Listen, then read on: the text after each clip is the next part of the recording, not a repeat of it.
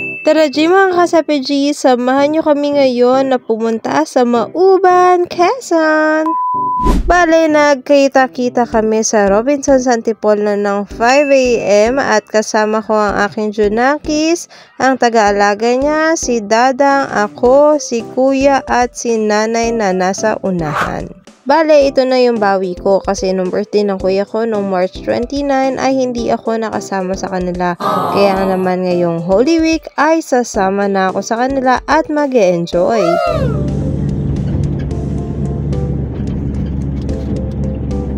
Nga pala, dahil Holy Week ngayon, ang daming pang pasahero, kaya naman dito kami napadpad sa likuran. Medyo hassle pero carry lang, makakapunta rin naman sa destinasyon. We are now going to Mauban. So, nandito na kami sa Grand Terminal dito sa may Lucena City at kasama ko na medyo ako syempre ang aking magulang.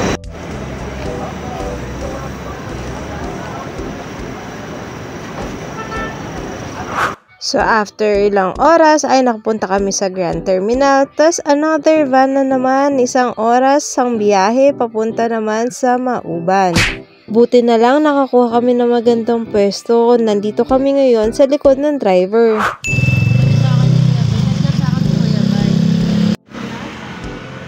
So, hindi talaga ganito ang van papunta sa Mauban. Hindi kayo bababa dun sa may arko ng Mauban. Hindi na kailangan ng tricycle katulad ng ginagawa namin. Hamon na, holiday naman eh. Let's skip to the good part, ha! So, hindi ko na napakita yung pag-meet ko dun sa aking mga kamag-anakan. Basta lumipad na ang aming team dito sa tinatawag nilang Alitap Falls. Pero syempre kumain muna kami at nagpahinga nung dumating kami. Sabi ng pinsan ko, ito yung lugar na hindi napuntahan ng aking kuya nung nakaraang umuwi siya. So tara, puntahan natin yan at tingnan kung gaano ba kaganda.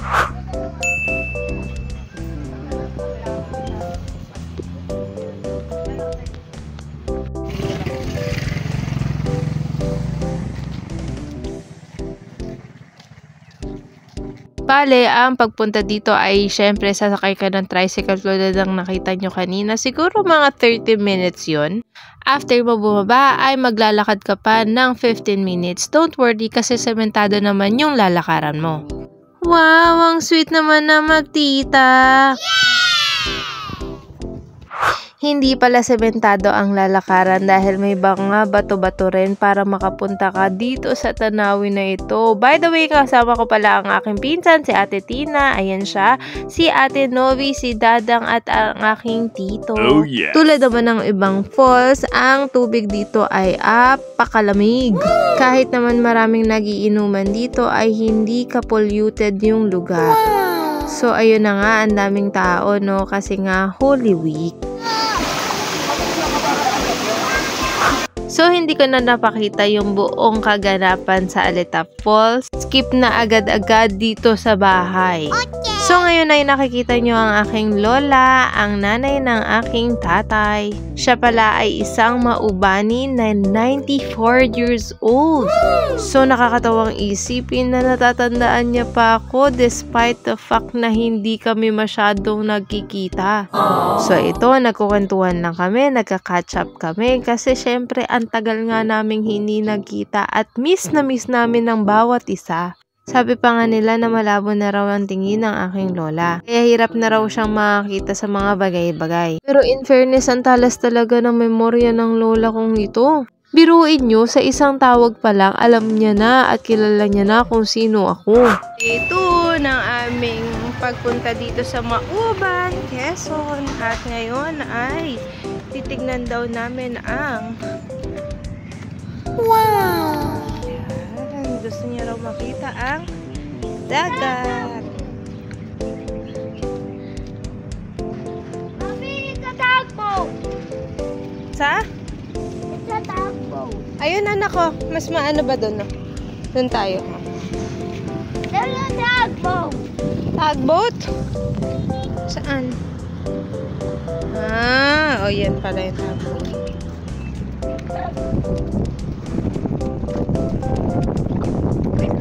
Nandito kami ngayon sa tinatawag nilang seawall. Dati nung mga bata pa kami, wala pa itong mga rehas na ito. Bale, parang dike lang siya, naaakyat ka, tapos pwede kang bumaba para mag-swimming, mga alimango ka pang pwedeng mahuli. Pero ngayon, meron ng ganito. Hindi naman talaga sobrang sama na naglagay ng ganito kasi nagsisilbi rin itong harang. Protection ito sa mga maubani, sa mga malalakas na alon, dulot ng malakas na hangin o ulan.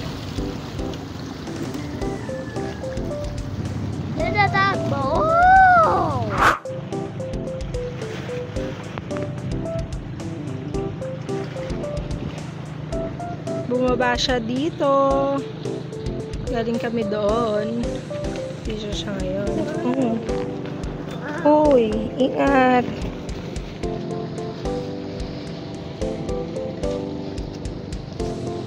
Tabi-tabi po ikaw, anak, ha? Tabi po. Wala naman kami masyadong ginawa ngayong araw at hindi naman kami umalis. Hinintay lang namin ang prosesyon. Ngayon kasi ay Biyernes Santo.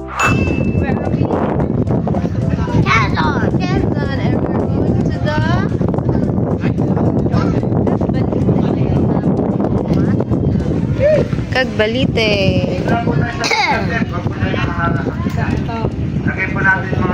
So guys, nandito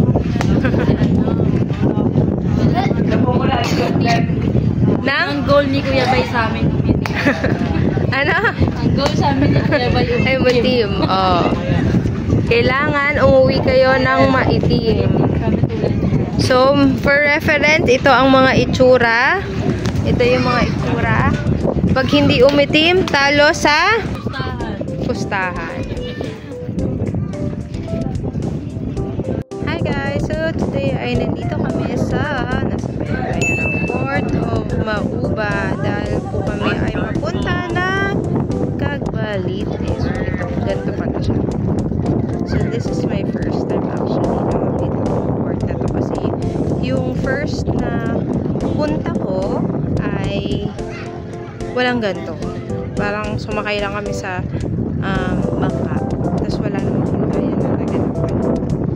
So, hindi ko alam kung dahil hindi pa siya developed. So, bale, ganito pala ang procedure papunta ng Cagbalite Island. So, unang-una ay pupunta ka sa Tourism Office or Department doon sa may Mauban, Quezon, sa Barangay Daungan. By the way, kasama ko pala dito ang buong angkan ng mga laurel. Yung mga pinsan ko, yung tita ko, yung mga pamangkin ko, kasama nila at mga jowa nila, pati nga yung aso. Kailangan mo mag-inform sa kanila na you are going to Cagbalite Island para sa inyong fetching and also yung pagsundo ng bangka. Pwede naman ang walk-in pero kailangan mo talagang dumaan dun sa tourism office.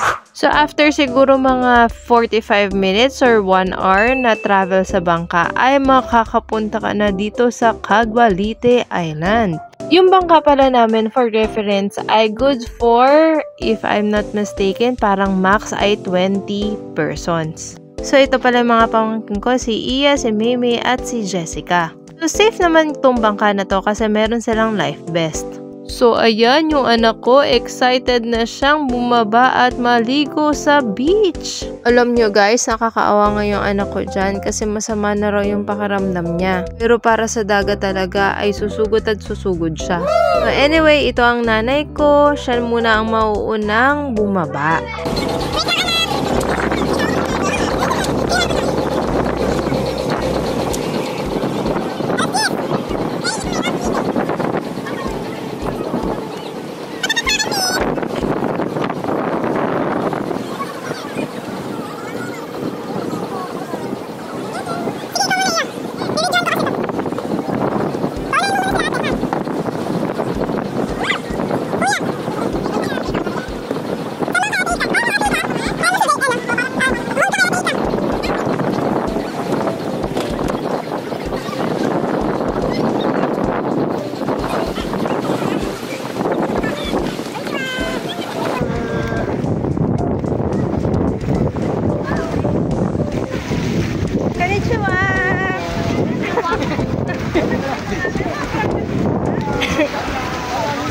Mommy, where my swimsuit?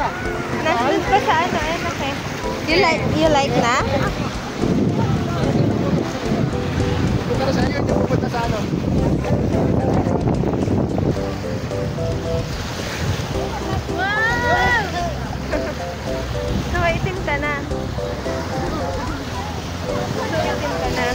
Look at the sand. Diba? Very Latino sand. Oh. Wak, wak, wak. Wak. Naubos?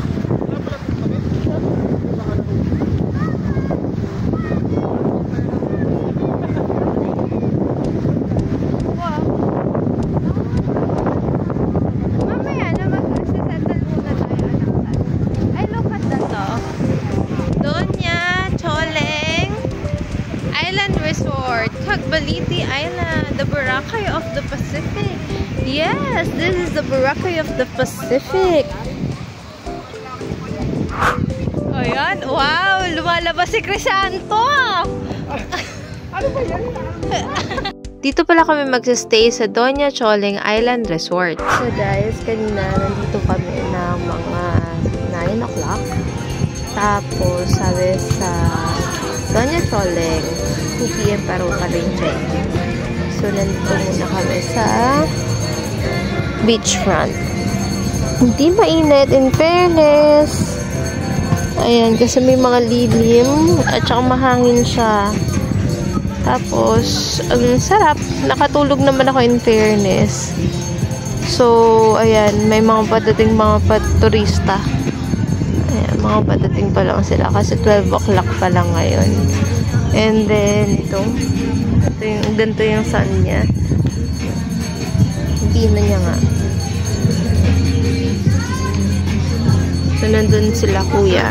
Nandun. Ayan o. Ayan. Sila kuya. Tapos nandito kami. Diba? Oo. Moving ang anak ko. Sarap kasi matulog talaga dito. Tapos yung tita ko. Nandun din. So, update ko ulit kayo mamaya kung ano mangyayari. Ayun lang. So, update guys. Hindi na ako napag-video kagabi. Oh! So, ayun, going back. Hindi na ako nakapag-video simula kahapon. Di ba sabi ko, video ko kayo ng update pero hindi ko kayo nabigyan ng update. Ayan. So, teka lang, mag-picture taking daw muna kami. After picture taking ay hindi na uli ako nakapag-vlog kasi naman tuloy-tuloy na pauwi na kami ngayon sa Mauban, Quezon, doon sa bahay ng aking pinsan. So, ayun na nga, hindi masyado nakapagbabad sa beach ang aking Junakis kasi sumasakit daw ang kanyang tiyan. Ang mali ko lang talaga ay hindi ako handa at hindi nakapagdala ng mga gamot na mga kailangan. Pero buti na lang talaga at strong ang aking anak. Oh yeah. Hindi bale, lagi naman nandito ang Cagbalite at pwede namang umulit-ulit. Bale, hindi ko na na-videohan yung mga kaganapan after namin makauwi. Kasi dahil alam mo naman, asikaso itong si Mother Earth. Pero sabi nga ni paring South Border, there's a rainbow always after the rain. Stop it. Get some help. Pauwi na kami nito sa Antipolo at ito nga ang anak ko, medyo masakit pa rin yung kanyang tiyan.